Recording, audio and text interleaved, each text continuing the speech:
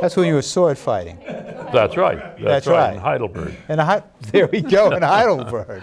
You were sword fighting in Heidelberg. Hello, my name is Eric Garvan, and welcome. I'm here with Henry Duke Ryan, who's the playwright for The Half Smoke. And as you will see, this is one of the most interesting plays you may have seen in a very long time. So, before we get started with that, Duke, tell me a little bit about the play, The Half Smoke. When did you write this, and what made you write it? I wrote it very recently. What it is 6 monologues, but they're all interconnected. Uh-huh. So in the course of these monologues, they tell one story, really. And I thought about it after I wrote it, and I realized that it's essentially a love story. A love story? Yes. Aha.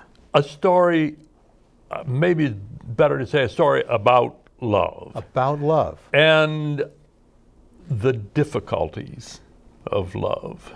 Aha. But there's a character in the play who at one point says, if you think sex is complicated, love puts it in the shade. Aha. Okay. So that's, and it started with an experience that I had.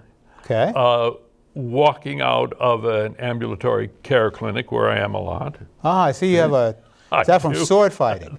Well, I was going to tell you that. Now I've blown the line. I can't tell you that, can Okay, I? well. That I got it in a duel in Heidelberg. A duel in Heidelberg. Yeah. Okay. Well, okay, if you believe that, I'll go with that. Okay. Anyway, I had this experience when I walked out and went to a park, and there was this young woman on a bench in tears. In tears? In tears. On the bench? She was sitting on the bench. What happened? And I walked over and started to sit down, and I realized that she was having a really bad time. Ah. So it also was very clear that she didn't want company. I see. But it was too late because I was there. Now if I go on, I'll tell the story. But anyway, from that encounter, I started to elaborate. So the first monologue is really not fiction at all. It's just reporting what happened to me on that day. Okay. So this is fiction and nonfiction. Essentially, after I wrote that first piece, I thought, well, I got the idea of elaborating, adding character, and imagining situations that could grow out of that situation that happened to me in reality. And so that has become the play, the 6 monologues. Okay. And I didn't sit down to write a play about love and its complications, but as I developed this story and as I looked at it, I realized that that's what I've done. That's really what carries through the monologue. Through the whole. Holds it together. So now, have you written other plays?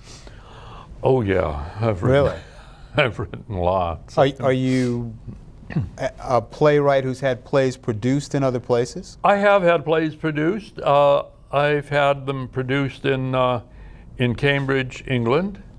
I've had them produced in Washington. I had a play produced on a one-night basis in London. Wow. And I've had them produced at the Edinburgh Festival. Really? Yeah. Edinburgh Fringe Festival?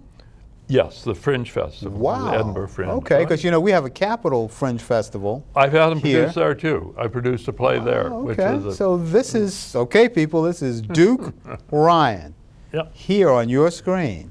Yeah. Now, let me ask you this, Duke. I've noticed you have like an accent or something. Have you traveled? How did you connect to I have places in Europe like that? I have traveled. I think it's I don't realize that I have an accent. I'm originally from Chicago. Whoa. And I do notice, however, that when I go back to Chicago, I noticed that I don't talk exactly like my relatives out there. I think they may have brought that to your attention. Once in a while. Okay. And but it's not an accent. I don't think that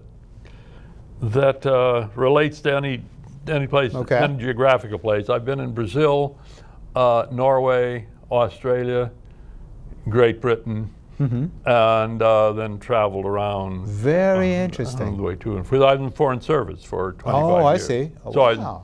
I traveled to Okay. and from posts. All And, right. So let's talk about that just for a quick moment. yeah. What would be one of the most interesting things that happened to you, just top of mind, as a member of the Foreign Service? What would you say that you could talk about, of course? Yeah, I wasn't in that service. Okay. But just it's well, some of the a very interesting thing was helping to put on the American entry in the Bergen Festival. Originally, it was a Bergen Music Festival, and then it developed into an arts festival. And Bergen, what country? Bergen in Norway. I'm sorry. Bergen, Norway? Yeah. There's a Bergen Street in Brooklyn. Wow. Is that Norway, Bergen? So maybe they're connected. Okay, I don't know. Same name. But yeah, who knows? Who knows? So tell us about that. Well, we did various things. We brought two pianists from. They're both based in Washington. We brought them over. Oh, really? And I also arranged for an art show An art show. of an American artist named Harry Bertoya. Okay. It's wonderful stuff. He did things that look like great reeds, that grow in swamps, only they're bronze, and you could take them and push them together, and then you push them there and they go apart and they go whoa, whoa, whoa, whoa, whoa, whoa, and they have really? wonderful Okay. sounds. That sounds interesting. It was fun. It was Very great fun. creative. Yeah, so it was, and then I also, one of the really interesting things was arranging for an art show in Australia, a very big show of paintings of the American West by American painters. Paintings of the American West. That's right. We were by Americans in Australia. Yeah. Well, not by Americans in Australia, by Americans, but the show was in Australia. But Australia, okay. Yeah. And it was, it was a big show, and it was very complicated to get backing for it, to get people to let paintings go for a long time, all of them from museums, but... Were there some names that people might know that... Yes, well, George O'Keeffe is one. Really? Yeah. And Bierstadt, Morin, Church. So it was a lot of, they were heavyweights. Very good. Yeah. And it was a big show. It was in Perth, at the museum out there in Western Australia. Okay. And then it was in Sydney. Perth and Sydney. Perth and Sydney, yeah. Wow. And I forget how long it was several months. Okay. I wanted it to go at least to the capital of Canberra and to Melbourne, but the people who had loaned the art Just said, were no, just too long. Yeah, Okay. they wanted it So back. how did you get into playwriting from that? Or is that something you've always done Well, in your spare time? Yeah, Or an interest? How did that happen? Yeah, I think the playwriting seems to be independent. I just started, the first play that I wrote, it was years ago. I had when I was back on an American assignment in Washington, they had a program where some people could go and have an academic year. That was very nice. Okay. So sort of sabbatical type situation? In effect, yeah. You Okay. were, so I was up at Harvard, and again, I never worked that hard in my life. Really? Now, where were you at Harvard? Do you remember where you stayed? You were at the Kennedy School. I was at the Kennedy School, and I stayed within walking distance. Okay. In an apartment, a 3-story apartment building. I don't remember the name of the street. Okay, you like near Brattle Square, Uh, where there were. Well, near yeah, Harvard you crossed Square. there near Harvard yeah, Square. and Okay, very close to interesting. the. Yeah. Very interesting. So, it really, I mean, it was. I loved it because it was different from what I'd been doing for about the previous 20 years, but Okay. it was work. A lot of work. Work. Sure. And where I got the time, I don't even remember, to write this little one-act play. Uh-huh. And then there was a small fringe-like theater, kind of a back alley theater here in Washington. There's a lot of them now. There Yes, weren't many then. yeah, There weren't okay. many then. So I just, sent it in, and the man who was, I guess, manager, the artistic director, whatever, of the theater, said, yeah, they do it. And I happened to be Okay. back in Washington when they did it, and I saw it. It wasn't exactly the way I would have done it, but that's theater. Right, I've that's discovered. right. Yes, So, you send it out into the world. yeah, so that was the beginning. Very good. And then I wrote 3 one-act plays when I was in Norway. I brought them with me. After Norway, I dropped out of the Foreign Service, not permanently, but I just said I was going to leave without pay. 2 years, maybe a little more. Okay. I didn't want to stress that I was really thinking 3 years, because I didn't think they'd like that. And they didn't by the time it was over, but they said, well, you've started, so finish. Okay. So meanwhile, I took 3, we did plays everywhere. We did them. Really? They did them in colleges. And Cambridge is just full of theatrical activity. And if you look at people who've gone into theater, English language theater, Ian McClellan, Emma Thompson, loads and loads of people who come Right. from were students at Cambridge. Sure. And so we took this, we did plays. I did one that I wrote, and we did it in a church that was no longer used for services, and so you use it for pretty much whatever people wanted to do. We did a play in there. Uh-huh. And we took 3 up to Edinburgh. Really? Yeah. They all got good reviews. And they got good reviews. One of them was called A Brilliant Gem of a Play. A brilliant gem of a play. I like that very much. I like that. Who gave it that name? This is the Scotsman. It's the Edinburgh newspaper. Oh, really? The name of Oh, the and that's play- what they called it. Well, that's in their review. That's Okay. what they said. The name of the play was Swedes on the Danube. Swedes Yeah, on I'm the gonna show it Danube to was. you. Okay, very good. Yeah. And anyway, so then I had plays that we did at the Source Festival here in Washington. Oh, really? And At the then- Source? Yeah, yes. I didn't know this. Yeah, did a one-act play and 2 10-minute plays there. And then we did not long ago, a year or 2 ago, I did a play at the D.C. Capitol Fringe. Right, I right. did a play right. called Madam Ambassador, which is a satire. Madam is a satire. Yeah, on the way the American government picks its ambassadors for the major posts. I mean, the good posts. Really? Paris, London, Rome, the nice ones. Okay. Vienna. And it's all, So we don't know. pardon? We don't know. We don't know how they picked them? We don't know. How do they do picked it? them because they make very big contributions to the Okay. party. But All this right. woman, my heroine, Uh-huh. didn't have any money. I But see. she wanted one of those posts. Uh-huh. And so the story is how she fiddles the system and gets it. And She gets ends it. up in Copenhagen. So, Very nice play. So as it stands now, this play, The Half Smoke, Yeah. what are the future plans for where this play might turn up? I don't really know because I really Okay. just finished it, and when I met you, and we said, let's do it here. But one thing I do know, I shouldn't say that, because I'm going to do it in Cambridge, England again. Sometime soon. This summer it'll have a stage reading. Very good. Yeah.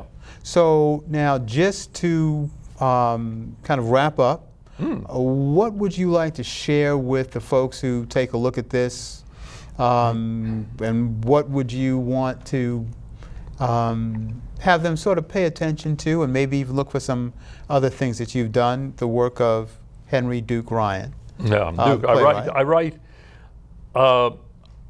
plays and fiction, and I've done some fiction as well. I write under the name of Duke Ryan. I see. When I write history, I'm also an historian. I didn't mention that. No, you left that out. That's another show. That's what I was doing at Cambridge. I did a PhD at Cambridge in history. PhD in history. Yeah, and I've written a couple of books of history, and those I write under my full name, which is Milton. Wait for it. No, Milton. not quite. But Henry Butterfield Ryan. Oh, come on, man. That's not real. Henry Butterfield Ryan. Henry Butterfield Ryan. So that's a family name, Absolutely. no doubt. That's a family name. That's a family name. I'm Junior, really. That was my father's name. Henry Butterfield Ryan and Jr. Butterfield was his mother's maiden name. That's how that works. Henry Cabot Lodge, John Fitzgerald Kennedy. All those, yeah. Right, that's how that works. Yeah. So, So that's a whole nother chapter that we might explore at some place down the road.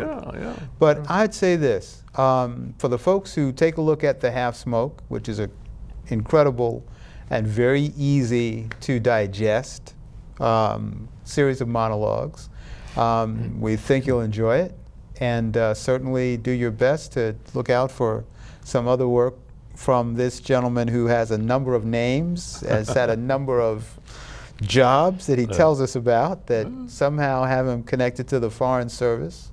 And we look forward to you enjoying what you see. And certainly be in touch and let us know what you think. Anything else that you'd like to say to our folks before we sign off? No, I just want to say thank you for watching, and I certainly hope you enjoy The Half Smoke. And I do too. Thanks so much.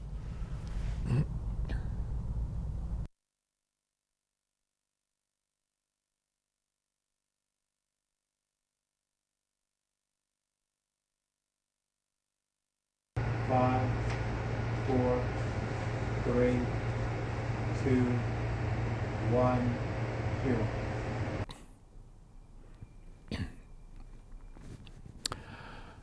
I had just come out of the ambulatory care center.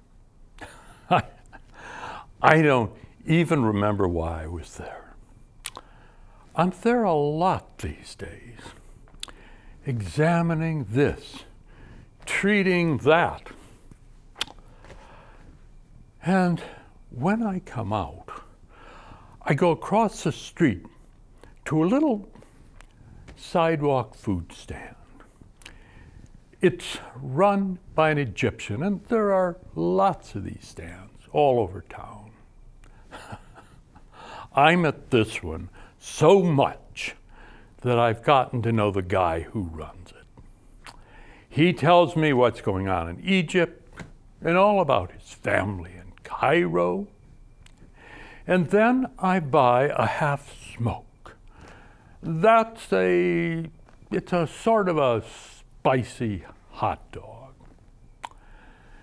And then I go to a little vest pocket park that's got one bench, but big enough for 2 people, but usually unoccupied.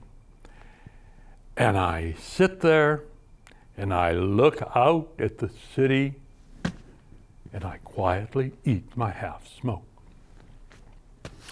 On this day, though, there was someone on the bench. Well, okay. No problem. Plenty of room. So I walked over, got ready to sit down. In fact, I was on my way down when I noticed that something was terribly wrong. Well, too late. I was on final approach, and in a second, I had landed. My bench partner was a young woman, 19, maybe 20, attractive enough, blonde hair, fair skin, slightly plump, and in tears, not sobbing, but in tears, and talking on a cell phone. She looked at me with mild irritation. I clearly was not wanted.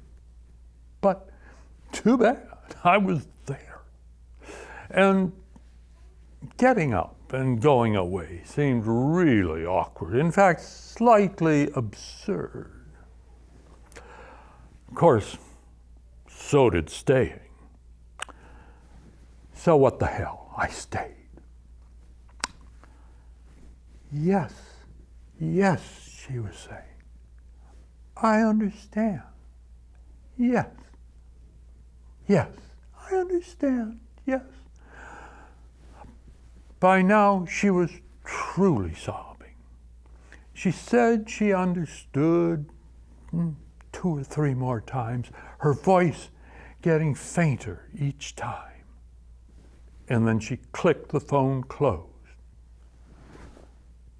God, she could have been my granddaughter, Sally, missing all these years, taken to Australia. Oh, I wanted to touch her, to put my hand on her back. I nearly did. And then I checked myself.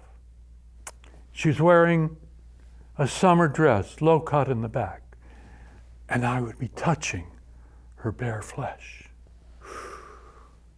Was this the moment? Well, maybe yes. Maybe this was exactly the moment. I figured what she needed most right then was for someone to give her a huge hug. But sure as hell, not me. Are you all right? I asked. Now, how's that for an utterly stupid question? Of course I'm not all right, you moron. That's what she might have said. But she didn't say anything, just wept.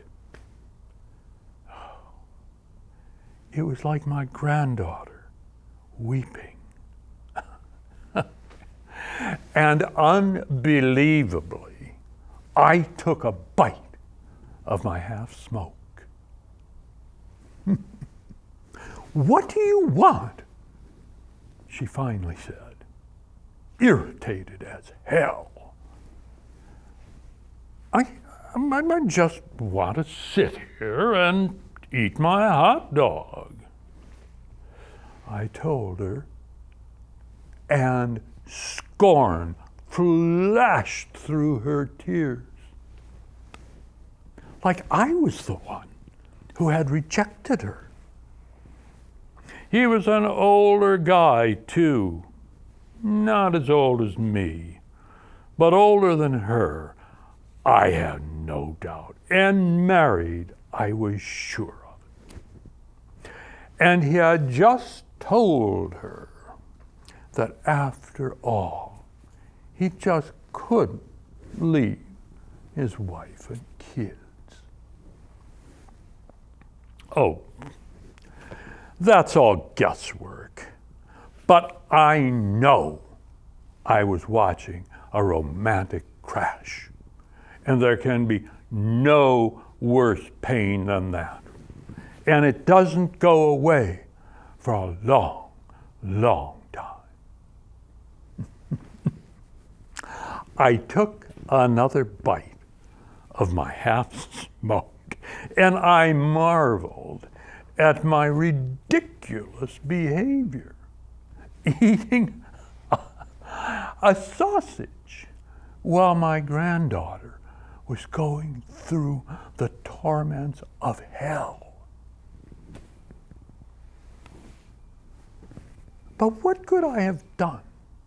What should I have done? Stupidly, I had no idea. And I still don't. Can I do anything? I asked, another idiotic question. No. That's all she said. And still sobbing, she got up and walked into the city I watched. Come back. Come back. Let me hold you. Let me comfort you. Let me be the grandfather I should be. Let me do something for God's sake.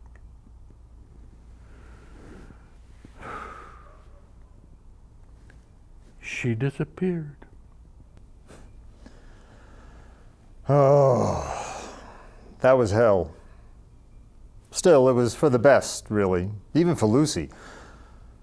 Oh, I could have made something up, put it off. Christ, Margaret's trips are never canceled. Well, not often. And this one was a sure thing. You see, her boss is a big-time senator, and he got himself named to go to an international meeting in Rio, one that he himself called by definition insignificant. But a junket to Brazil is not to be missed. And Margaret is his chief of staff. You bet she was going with him. She's capable as hell, by the way. Incredibly bright, and a great manager. I met her at a smart cocktail party, the kind PR types like me spend a lot of their lives trying to muscle into. On the other hand, I met Lucy at a bar, one that college kids go to a lot. Yeah, and maybe that's why I like it so much. It can be easy picking in there, if you see what I mean. So suddenly, an American consulate gets sacked in some goddamn Middle East zoo, and the senator has to cancel everything. He's on the Foreign Relations Committee, and they had to huff and puff about that damned consulate. So there goes my trip to Mexico with Lucy. Margaret's a wonderful gal. Smart, sophisticated, lovely. So different from Lucy. Wide-eyed and wonderful. Naive and clever at the same time. Studying international relations. She'll graduate this year. I'd see her whenever Margaret was away. She was pretty much available, even willing to break her dates to see me on quick notice. Go to dinner. Come to my apartment. I figured that if Margaret ever heard that we'd been seen together, I'd, cook up some bullshit that Lucy was a relative, either of mine or of a client, who asked me to show her a good time in Washington. But Margaret never heard. And with that damn job of hers, I saw Lucy a hell of a lot more than I saw her. In fact, it got so that when I saw her, I felt like I was cheating on Lucy, not the other way around.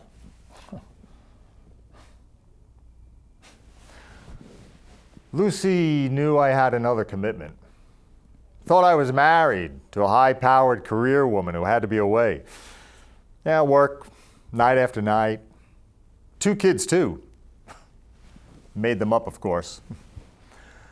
Lucy would ask me about my family and the wife. Well, hell, that was easy. I just used Margaret for my model. The kids, a little trickier. I had to rely on my brother's kids. They're out in Chicago. I don't see them too much. But still, they supplied the basics. And then I'd pop in a few cute details from my imagination. Hell, that wasn't too difficult. Not for a high-flying PR guy like me. Well, okay. Upwardly mobile, anyway. Well, Lucy thinks I'm a big shot. Kids me about running Washington from behind the scenes.